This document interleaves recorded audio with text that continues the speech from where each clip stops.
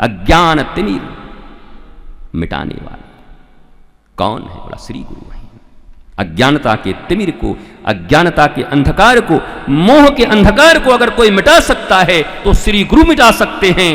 इसलिए उनके विषय में लिखा गया आज्ञा गुरु नाम अविचारणीय। श्रीमद् भागवत की कथा क्या है? गुरु और शिष्य के बीच घट रही कथा है। परीक्षित और सुखदेव जी के बीच चल रही कथा है। सूत जी और सौनक आदि के बीच चल रही कथा है। विदुर और मैत्रेय के बीच चल रही कथा है। गुरु और शिष्य के बीच की कथा है। तो गुरु के चरणों में ही जिसका विश्वास न हो, गुरु वाणी में ही जिसका विश्वास न हो, वो फिर श्रीमद् भागवत भी सुन के क्या करेगा?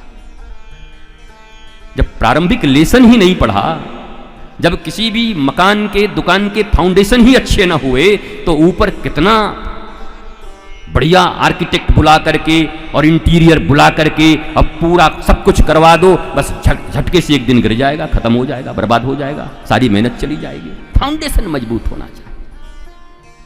और ये मजबूती यही है कि जीवन में जब संत मिले, सदगुरु मिले, तो कितना प्यारा वो मुझे 2 लाइनें आता है। गुरु वचनों को रखना संभाल के, एक एक वचन में गहरा राज है। जिसने जानी है महिमा गुरु की, उसका डूबा कभी ना जहाज है।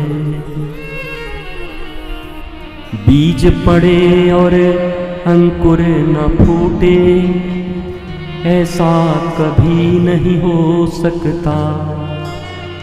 कर्म करे और फल ना भोगे, ऐसा कभी नहीं हो सकता।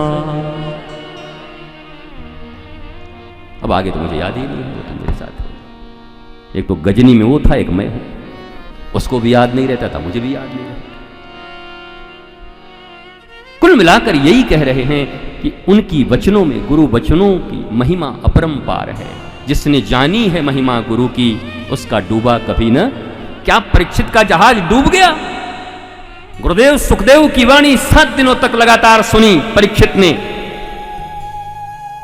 सर्प ने काट भी लिया, मृत्यु का श्राप भी मिला था, पर क्या परीक्षित को मार पाए?